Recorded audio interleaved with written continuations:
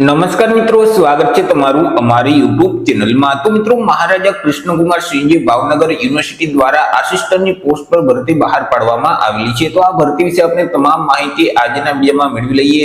તે પહેલા વિડીયો ગમે તો લાઈક અને શેર કરી દેજો, ચેનલમાં નવા હોય તો ચેનલને સબસ્ક્રાઇબ કરી દેજો। તો ચાલો મિત્રો, વિડીયોની શરૂઆત કરીએ।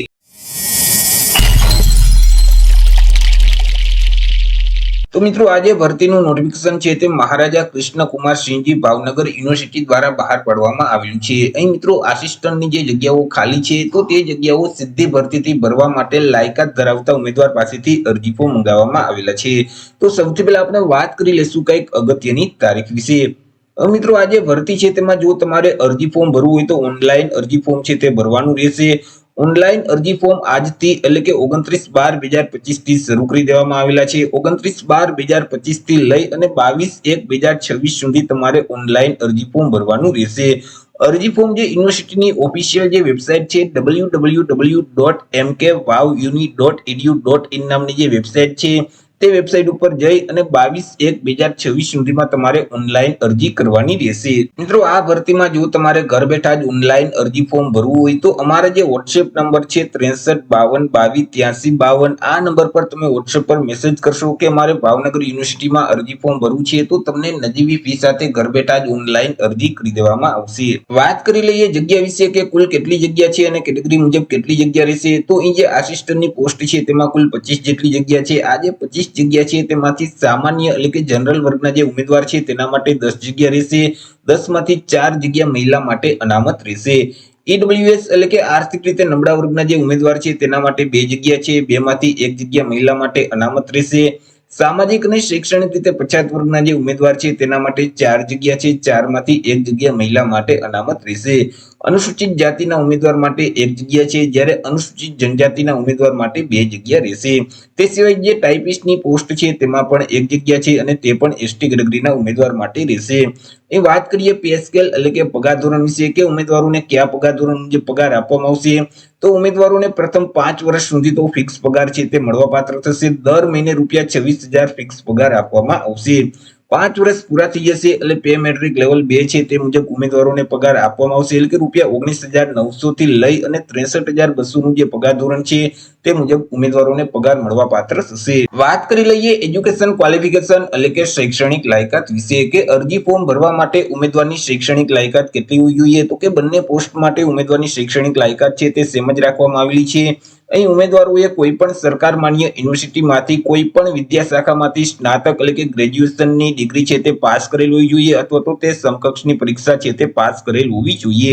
સાથે સાથે કોમ્પ્યુટર ટાઈપિંગની સ્પીડની વાત કરીએ તો અહીં ઉમેદવારની જે ટાઈપિંગની સ્પીડ છે તે ઇંગ્લિશ ભાષામાં 40 શબ્દ પર મિનિટ અને મિત્રો ગુજરાતી ભાષામાં 25 શબ્દ પર મિનિટની ટાઈપિંગની સ્પીડ હોવી જોઈએ। ઉમેદવાર પાસે CCC લેવલનું નોલેજ હોવું જોઈએ એટલે કે કોમ્પ્યુટરનું નોલેજ હોવું જોઈએ।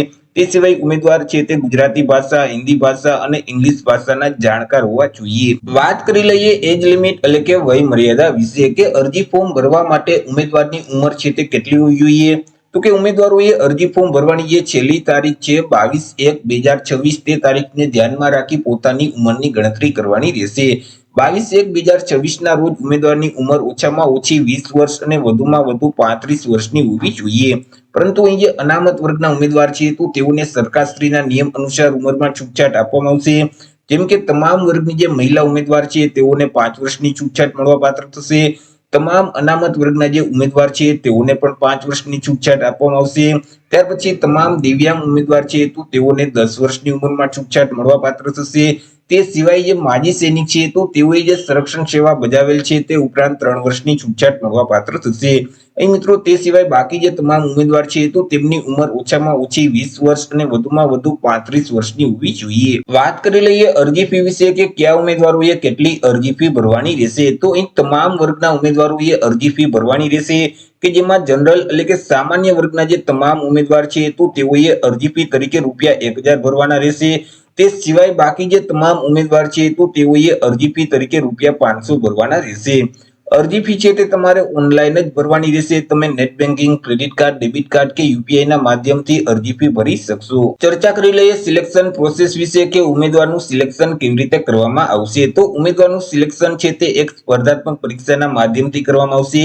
આ જે પરીક્ષા છે તે હેતુલક્ષી પ્રકારની રહેશે, એટલે કે તેમાં MCQ પ્રકારના પ્રશ્ન પૂછવામાં આવશે. કુલ 100 MCQ પ્રકારના પ્રશ્ન પૂછવામાં આવશે. એક પ્રશ્નનો 1 માર્ક એટલે 100 માર્કનું પેપર રહેશે. પેપર લખવા માટે તમને 60 મિનિટ એટલે કે 1 કલાકનો સમયગાળો આપવામાં આવશે. અહીં મિત્રો આ જે પરીક્ષા લેવામાં આવશે તેમાં માઇનસ પદ્ધતિ લાગુ પડશે.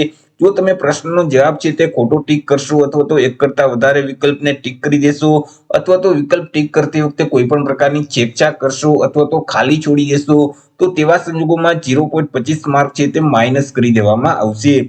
મિત્રો અહીં જે પ્રશ્નપત્રનું જે માધ્યમ છે તે ગુજરાતી અને અંગ્રેજી બંને ભાષામાં અહીં પ્રશ્નપત્રનું માધ્યમ છે તે રહેશે, એટલે કે બંને ભાષામાં પ્રશ્ન છે તે પૂછવામાં આવશે. તો આવી રીતે મિત્રો મહારાજા કૃષ્ણકુમાર સિંહજી ભાવનગર યુનિવર્સિટી દ્વારા આસિસ્ટન્ટની પોસ્ટ પર ભરતી જાહેર કરવામાં આવેલી છે. તો આશા રાખું છું વિડીયો પસંદ પડ્યો હશે. વિડીયો પસંદ પડ્યો તો લાઈક અને શેર કરી દેજો. ચેનલમાં નવા હોય તો ચેનલને સબસ્ક્રાઇબ કરી દેજો.